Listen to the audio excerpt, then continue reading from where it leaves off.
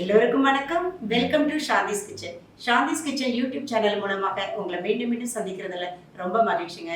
இன்று பிறந்த நாள் மற்றும் திருமண நாள் காண இருக்கின்ற அத்தனை பேருக்கும் சாந்திஸ் கிச்சன் யூடியூப் சேனல் மூலமாக நான் வாழ்த்துக்களை தெரிவிச்சுக்கிறேன். உங்க வாழ்க்கையில நோயற்ற வாழ்வும் குறைவற்ற செல்வமாக வாழணும்னு என்னோட இஷ்ட தெய்வத்தை நான் பிரார்த்தனை பண்ணிக்கிறேன். இன்னைக்கு உங்களுக்கு நான் என்ன ரெசிபி செஞ்சு காட்ட போறேன்னா, இப்போ ரொம்ப மலிவான விலையில தக்காளி விற்குது இல்லையா? ஸோ தக்காளியை வச்சு தான் ஒரு சாதம் பண்ணி காட்டலான்னு இருக்கேன். தக்காளி சாதம் தான். அது எல்லாருமே செய்வீங்க ஒவ்வொரு மெத்தடில். நான் என்ன மெத்தடில் செய்கிறேன்றதை உங்களுக்கு நான் செஞ்சு காட்டலான்னு இருக்கேன். இதுக்கு முன்னாடி என்னோட சேனலில் நான் தக்காளி தொக்கு போட்டிருக்கேன். அதுவும் இந்த மாதிரி தக்காளி சீசனில் தான் பண்ணி காமிச்சிருக்கேன். இப்போவும் அதே சீசனாக இருக்கிறதுனால உங்களுக்கு தக்காளி சாதம் பண்ணி காட்டலான்னு இருக்கேன். எப்படி செய்யலான்னு பார்க்கலான்னு வாங்க. அதுக்கு தேவையான பொருட்கள் ஃபஸ்ட்டு என்னென்னு காமிக்கிறேன். ஜீரக சம்பா அரிசி 2 டம்ளர் எடுத்திருக்கேங்க. அதாவது இது 400 கிராம். இந்த டம்ளரில் தான் எடுத்திருக்கேன். இது 200 கிராம் டம்ளர். ஸோ இதுக்கு 2 டம்ளர் எடுத்திருக்கேன். சரிங்களா? 400 கிராம். அதுக்கு நார்மல் சைஸ் தக்காளி 6 எடுத்து கட் பண்ணி வச்சுருக்கேன். பெரிய சைஸ் வெங்காயம் 2 எடுத்து கட் பண்ணி வச்சுருக்கேன். சரிங்களா? 2 துண்டு பட்டை எடுத்து கட் பண்ணி வச்சுருக்கேன். 3 துண்டு கிராம்பு, 1 ஸ்பூன் சோம்பு, 3 பட்டை இலை, 1 ஸ்பூனுக்கு மிளகாய்த்தூள், 1 ஸ்பூன் கரம் மசாலா, 2 ஸ்பூன் இஞ்சி பூண்டு பேஸ்ட், தாளிக்கிறதுக்கு கருவேப்பிலை, 3 பச்சை மிளகாய் எடுத்து கட் பண்ணி வச்சுருக்கேன், 1 ஸ்பூன் நெய், புதினா மல்லி 1 கைப்பிடி அளவு வச்சுருக்கேன். இது மீல் மேக்கர் 1 கைப்பிடி அளவு எடுத்து ஊற போட்டு வச்சுருக்கேன். சரிங்களா? இதுக்கு ஒரு சின்ன மசாலா அரைச்சிக்கிறாங்க. நம்ம எடுத்து வச்ச பொருள் உள்ளது தான். நம்ம எடுத்து வச்சுருக்க சோம்பை போட்டுடலாம். மல்லி புதினாவை போட்டுட்டு இந்த எடுத்து வச்சுருக்க பச்சை மிளகாயும் போட்டுடலாம். இதை ஒரு ஃபைன் பேஸ்ட்டாக அரைச்சிட்டு வந்துடலாம். சரிங்களா? அதுக்கப்புறம் நம்ம தக்காளி சாதம் செய்ய ஆரம்பிக்கலாம். நான் தேவையான பொருட்களில் நான் மல்லித்தூள் காட்ட விட்டுட்டேன். இது 1 ஸ்பூன் மல்லித்தூள், 1 டேபிள் ஸ்பூனுக்கு தயிர் எடுத்து வச்சுருக்கேன். இப்போ இதை அரைச்சிட்டு வந்துடுறேன். அவ்வளோதாங்க. அந்த மசாலாவை அரைச்சிட்டு வந்துட்டேன். அதாவது மல்லி புதினா சோம்பு பச்சை மிளகாய் இதையும் போட்டு அரைச்சிட்டு வந்துட்டேன். இஞ்சி பூண்டு நீங்கள் பேஸ்ட் இல்லாமல் இருந்தீங்கன்னா அதையும் போட்டு அரைச்சிருங்க. நான் இஞ்சி பூண்டு பேஸ்ட் தனியாக வச்சுருக்கேன். ஸோ அதோட இதில் நான் போடலாம். தக்காளி சாதம் எப்படி செய்யலாம்னு பார்க்கலாம் வாங்க. 3 ஸ்பூன், அதாவது 3 டேபிள் ஸ்பூனுக்கு எண்ணெய் விட்டுக்கோங்க.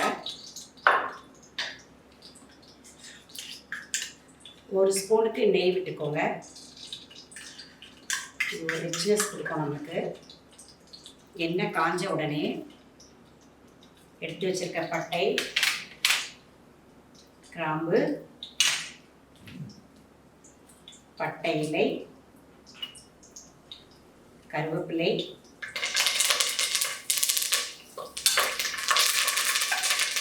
இப்போ எடுத்து வச்சுருக்க வெங்காயத்தை போட்டுடலாம்.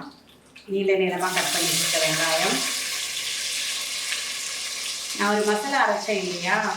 அதாவது மல்லி புதினா பச்சை மிளகாய் சோம்பு போட்டு, அது கூட நீங்கள் கொஞ்சம் வெங்காயம் போட்டு அரைச்சாலும் ஓகே, நல்லா தான் இருக்கும்.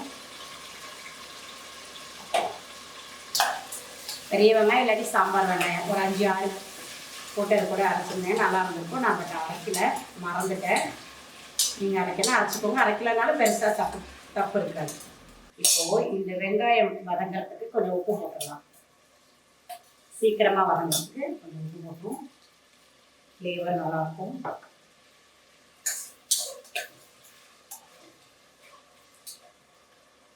இது நல்லா முக்கால்வாசி வதங்கின உடனே நம்ம தக்காளி போடலாம்.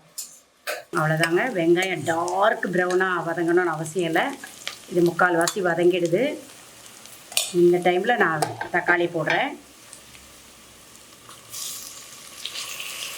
நார்மல் சைஸ் தக்காளி, இது 6 தக்காளி.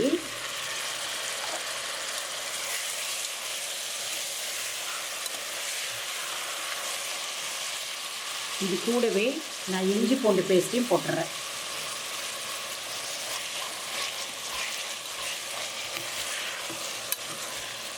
இதுக்கு கொஞ்சம் உப்பு போட்டுடலாம் இந்த தக்காளி வதங்கிறதுக்கு. இது நல்லா வதங்கிருக்கும். அவ்வளோதாங்க. தக்காளி நல்லா வதங்கிடுச்சு பாருங்கள். இந்த ஸ்டேஜில் நம்ம எடுத்து வச்சுருக்க மிளகாய்த்தூள், மல்லித்தூள், கரம் மசாலா, தயிர், நான் அரைச்சி வச்சுருந்தேன் இல்லையா அந்த மசாலா, எல்லாத்தையும் ஒன்றா போட்டு ஒரு கிளறிட்டு இது கூடவே நம்ம மீல் மேக்கர் எடுத்து ஊற போட்டு வச்சுருக்கோம் இல்லையா, இதையும் போட்டு நம்ம வதக்கலாம். அப்போ தான் அதுலேயும் உப்பு காரம் புளிப்பெல்லாம் ஏறும். இது ஆப்ஷனல் தாங்க, தக்காளி சாதத்துக்கு வெறும் தக்காளி போட்டே பண்ணலாம். இது கூட கொஞ்சம் சாப்பிடும்போது வாயில் அங்கங்கே நம்ம வர்றது நல்லாயிருக்கும், நல்லா அதுக்காக போட்டிருக்கேன். இது ஒரு 2 நிமிஷம் வதங்கினா போதும். அந்த பச்சை ஸ்மெல், அந்த மசாலாவோட பச்சை ஸ்மெல்லாம் போகிற வரைக்கும் இது ஒரு 2 நிமிஷம் வதக்கினா போதும். 2 நிமிஷம் ஆயிடுச்சுங்க. பச்சை ஸ்மெல் போகிற வரைக்கும் வதக்கியாச்சு. இப்போது நம்ம அரிசி அளந்து வச்சுருக்கோம் இல்லையா, இது நல்ல ஒரு 15 நிமிஷம் ஊற போட்டு எடுத்து வச்சுருக்கேன். இதை அந்த அரிசியில் போட்டுடலாம், மசாலாவில் போட்டுடலாம். இது நல்ல ஒரு பரட்டிடுங்க. எல்லா அரிசியும் அந்த மசாலாவில் சேர்கிற அளவுக்கு நல்லா கிளறிடலாம்.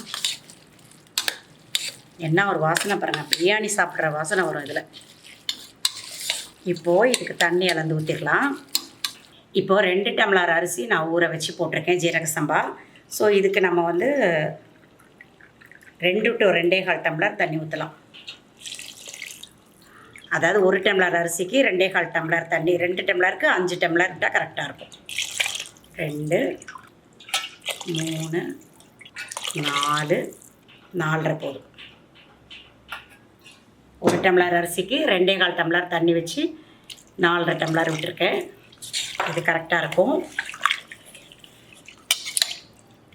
இந்த ஸ்டேஜில் நம்ம உப்பு போட்டுடலாம்.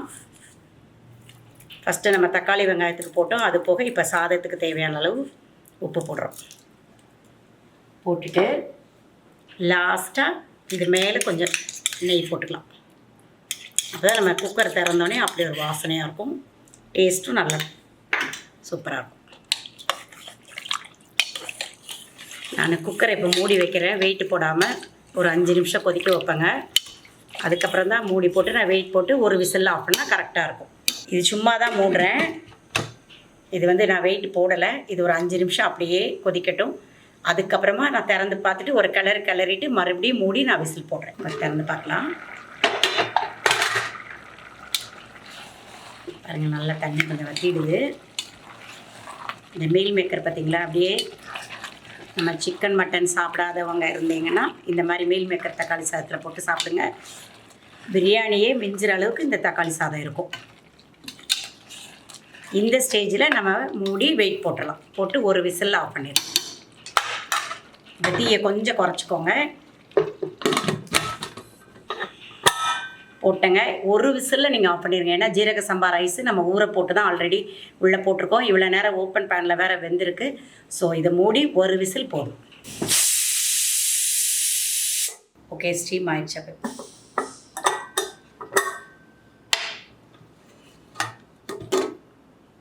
சூப்பர் ஆயிடுச்சு பாருங்க. பிரியாணி தோத்துரும் போல இருக்குது, அப்படி ஒரு வாசனை. அந்த புதினா மல்லியெல்லாம் அரைச்சி ஊற்றுறதுனால பாருங்க நான் அழகாக வந்திருக்குன்னு. சிக்கன் மட்டன் யாரும் சாப்பிடாதவங்க இருந்தீங்கன்னா இந்த மாதிரி மீல் மேக்கர் போட்டு தக்காளி சாதம் செஞ்சு சாப்பிடுங்க. தக்காளி சாதத்தில் இதே பக்குவத்தில் செஞ்சு பாருங்கள். ஏன்னா அந்த புதினா, மல்லி, பச்சை மிளகாய், சோம்பு இதெல்லாம் போட்டு அரைச்சி அதில் போட்டுக்கிறதுனால அது ஒரு வித்தியாசமான வாசனையும் டேஸ்ட்டும் இருக்கும். இப்போ பாருங்கள், உங்களுக்கு உதிரியாக வேணும் அப்படின்னு ஆசைப்பட்டீங்கன்னா 1 டம்ளர் ரைஸுக்கு 2 டம்ளர் தண்ணி வைங்க, உங்களுக்கு உதிரியாக வரும். எனக்கு வந்து இந்த மாதிரி வெரைட்டி ரைஸ் வந்து கொஞ்சம் குறைவாக இருந்தால் தான் எனக்கு பிடிக்கும். அதனால் நான் 2.25 டம்ளர் தண்ணி வச்சு நான் வேக வச்சுருக்கேன். சரிங்களா? இது கூடவே நீங்கள் வந்து ஆனியன் ரைத்தா,